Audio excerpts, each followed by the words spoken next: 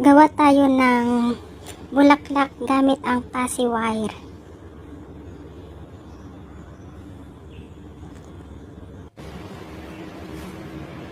Ang gamit ko ay light pink and purple.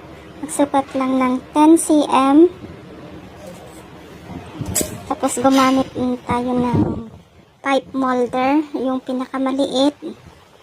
At saka yung hole na Passy wire.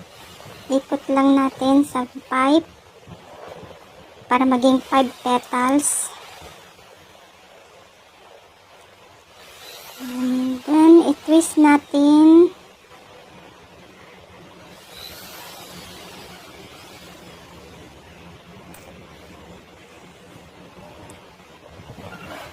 Tapos tanggalin natin sa pipe at saka gamitin natin yung 10 cm na Passy wire para pantali. And i-twist natin.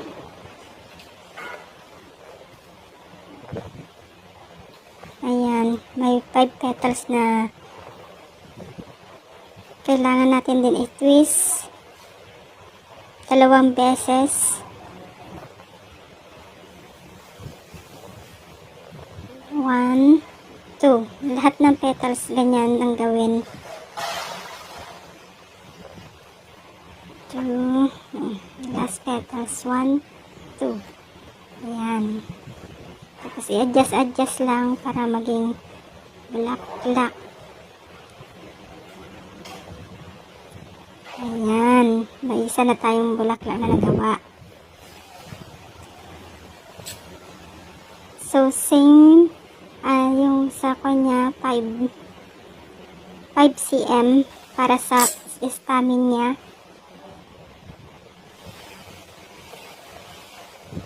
Ayan, itupi lang natin ng ganyan 3 beses. Maliit lang, mga siguro 3 cm. Tapos ilagay natin sa gitna. And then i-twist.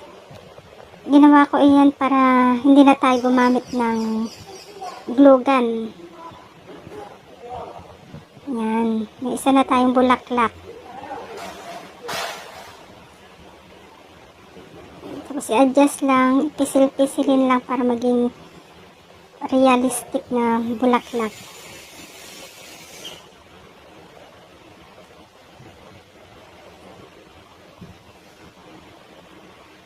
Ayan. Gawin natin din yung light pink.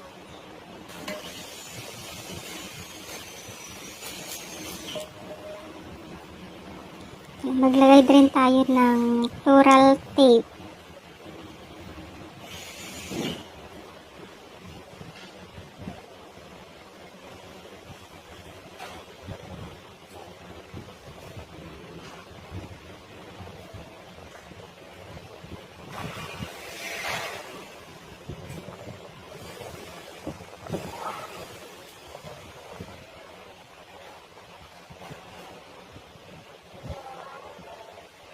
Then, gawin natin din yung isa, light pink. Yung whole Passy wire din ulit. Ikutin lang natin sa pipe molder para maging 5 petals. And then, i-twist ulit.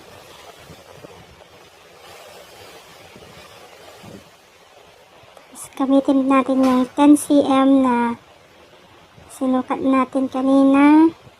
And then, twist para maging tangkay niya.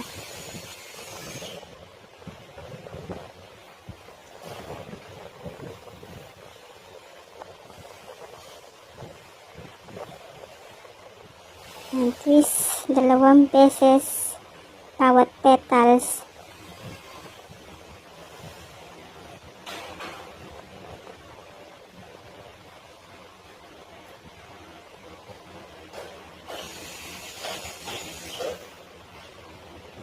Ayan, pisilin lang natin yung petals.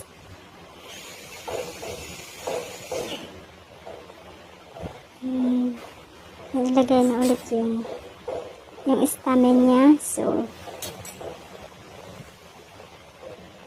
twist. And then, lagay sa gitna. Tapos, i-twist lang natin para di na gumamit ng glue gun.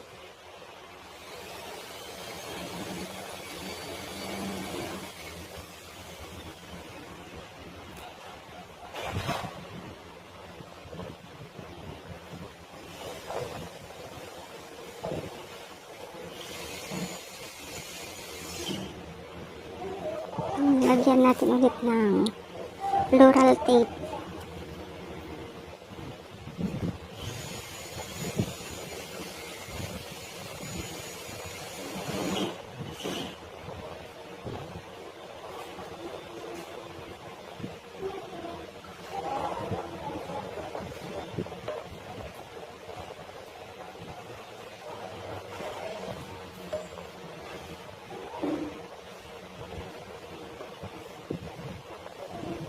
Ayan, nagawa na natin. So, bali gumawa ako ng 21 pieces na ganyan. So, 6, 7. 7 lang na pink.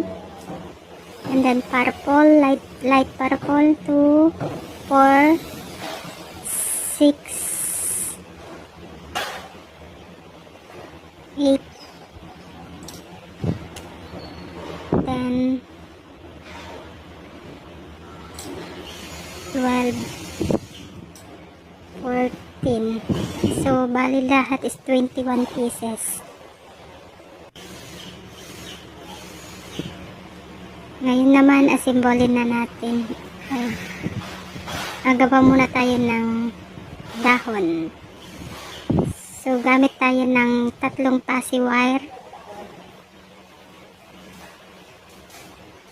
I-fold lang natin ng half. And then, itali natin sa may dalawa, sa gitna. Then, i-twist ng 2 beses. Lagi 2 beses ang pag-twist. Yan, asimukan natin na dahon.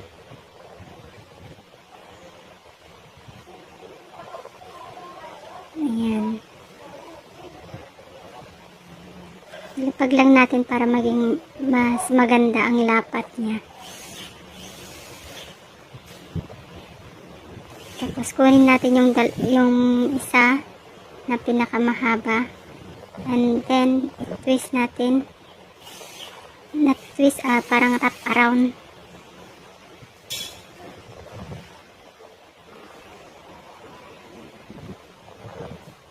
Ayan, may dahon na tayo. So, yung extra na dun sa baba, kailangan gupitin. Mag-iwan lang ng isa. And then, lagyan din natin ng floral tape.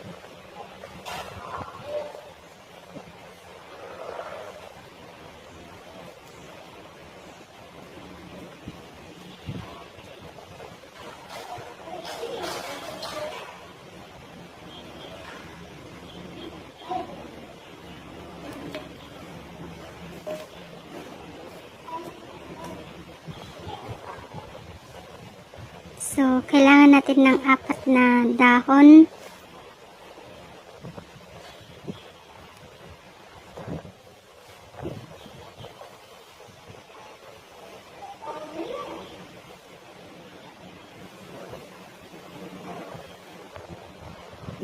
Ayan.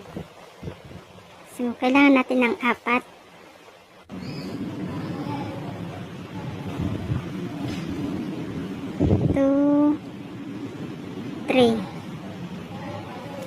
Oh, yung isa hindi ko na isali yung isang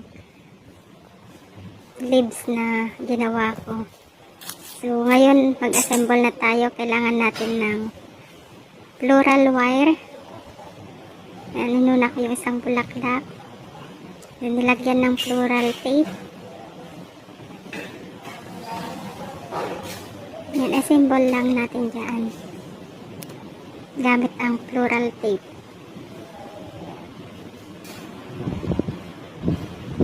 Ganyan, sunod-sunod lang.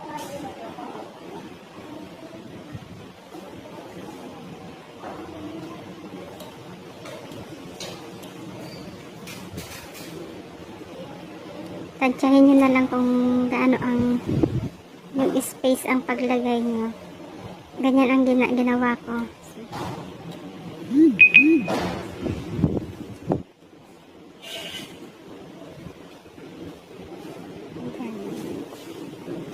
Kasi mas marami yung light purple Kaya parang ikalat ko lang yung light pink para may contrast siya.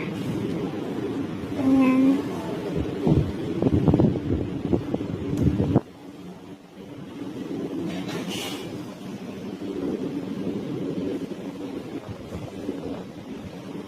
Ayan, gumawa ko ng tutorial para yung tutorial na by step na walang, kasi yung mga ibang tutorial ang bibilis. So para naisipan kong gumawa para sa mga beginner, para hindi sila malito. Kasi pag sa mga ibang video ang bibilis. So ganyan lang. Ilagay lahat lang yung 21 pieces na bulaklak.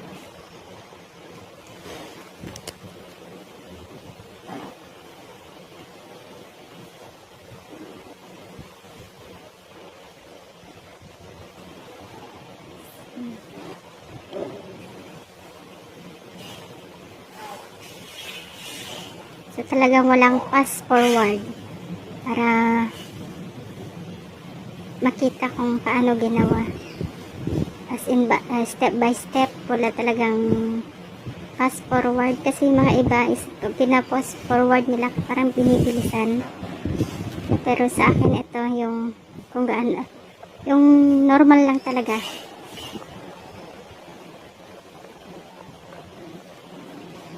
Ayan.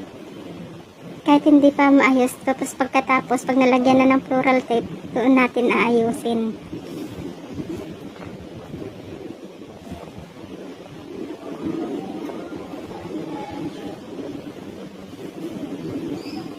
Ayan.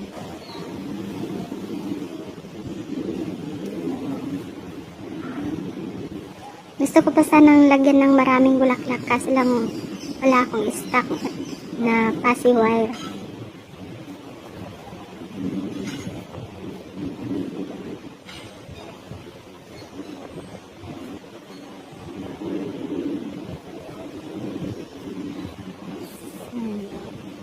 Yan, malapit nang mabuo. Ilan na lang piraso.